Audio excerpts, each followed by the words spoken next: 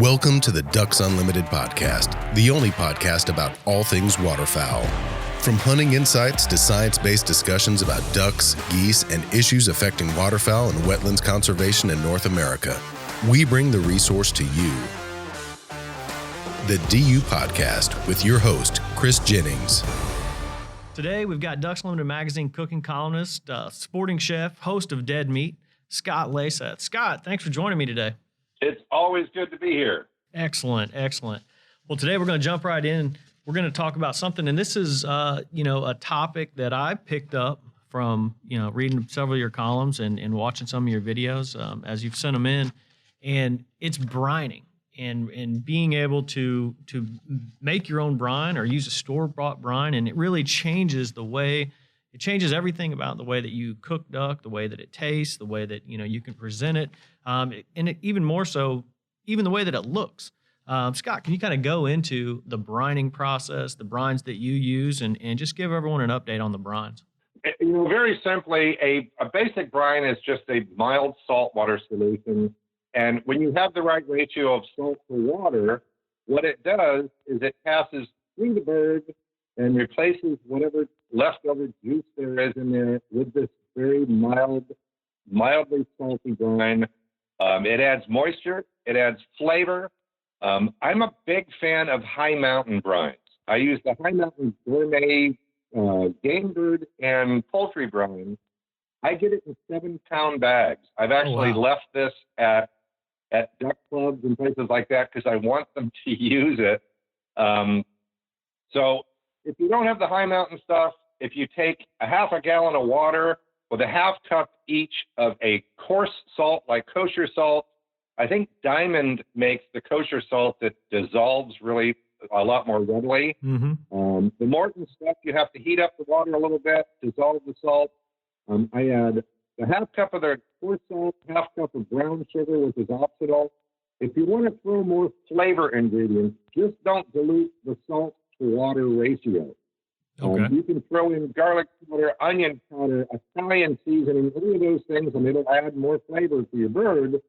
But either a gallon of water to a cup of kosher salt or a half gallon of water to a half cup. The high mountain stuff has a little sodium nitrite in it, which will turn the ducks a lighter color, so they look less livery. And for a lot of people, especially people that we're trying to introduce to ducks and what wild game tastes like, they immediately see liver colored. They're thinking liver. I'm telling you, It's happened before. And I don't like liver, so I don't like my ducks to taste like liver. It's just a personal preference. But what the brine does is it really mellows out the duck. Duck blood in general, deer blood, the bloods don't taste good. If you take that saltwater brine and make sure that it's cool, it needs to be below 40 degrees, kind of between 33 and 40 degrees. And you're going to brine it in the refrigerator, not just sitting out on the counter. So I'll leave it in overnight. If it's something like a Canada goose, a Canada goose part, I may go 48 hours. But what's going to happen, the longer you brine it, the saltier it's going to get. So you want to make sure that you throttle back on the salt or in either your marinade and your rub. Mm-hmm. It's a whole different duck or goose if you brine it first. My buddy John McGannon with Wild Eats is a real big proponent of dry aging. Yeah. He dry ages. I'm the brine guy. He's the dry age guy. Do one or the other. I don't care what you do. Do one or the other, and I promise your ducks and geese will taste better.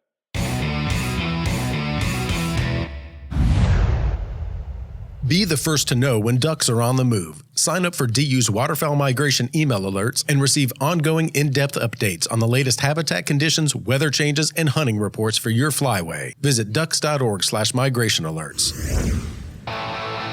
Yeah, and that's one question, about aging. You hear a lot of people who do age birds, and I think originally it was kind of a European notion, but I've talked to people who will hang their ducks. And what's your opinion on, that of hanging the ducks, kind of the European approach where they'll hang them for like 6 or 7 days? What's your opinion on that? The problem with that is it does increase the odds that it's going to taste more, not less gamey. Okay. It's going to be more tender. I guarantee you it'll be more tender. In Europe, they'll tie the duck by the neck to a rope in the garage somewhere in the shed, and that it's done when the body falls down onto the ground and you got the head still tied up to the rope up top. It will be more tender, and really, European way, they leave guts intact and the whole deal. To me, getting a gut shot bird and hanging it up for 6 or 7 days is not a good idea. And I don't encourage it simply because I'm afraid somebody's going to get sick doing it. If you take your cleaned duck and you put it on a rack in the refrigerator with a drip pan underneath and leave that in there for a week, to me, that's the better deal. It's going to evaporate some of the capillary blood that's in there too. And you're going to have a more tender duck, just like if you were to do a 28-day aged prime rib. Yeah. It will be more tender, and you're going to have a couple of little funky bits on there that you may want to cut off. But either that or the brine, do something. But I'm not a big fan of hanging them up whole body ducks in your cold shed. It's just not my thing. Yeah, I'm glad you said that. I'd rather figure out a way to tenderize, marinate my bird rather than letting rigor mortis handle the majority of that process. And again, the flavors are going to be more pronounced. That's not necessarily a good thing. Yeah, and I think that's what confuses some people is that they're under the impression that it's going to be less gamey when they do that. But it's a good point that you brought up that it's probably going to be more on the gamey side. Yeah. All right, well, cool. Hey, we've wrapped up the brines. That's great. I appreciate it, Scott. Hope everyone learned a little bit more about kind of changing the dynamic of even what the duck looks like to people. I think that's a good point that, if you're introducing waterfowl, duck, or goose to someone who's never had it before, most people are a little hesitant.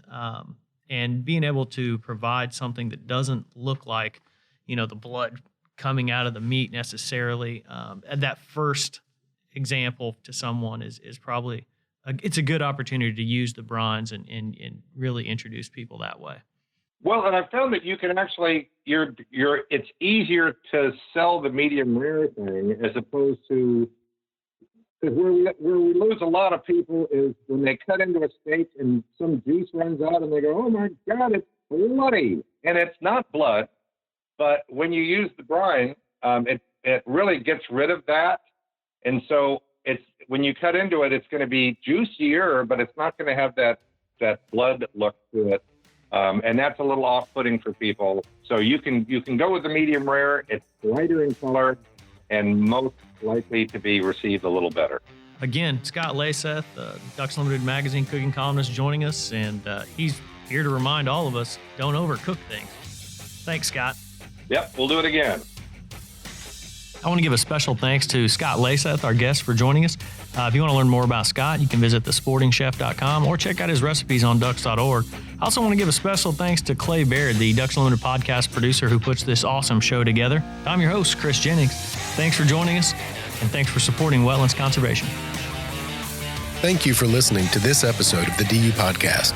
Be sure to rate, review, and subscribe to the show, and visit www.ducks.org/DU Podcast for resources based on today's topics, as well as access to more episodes. Opinions expressed by guests do not necessarily reflect those of Ducks Unlimited. Until next time, stay tuned to the Ducks.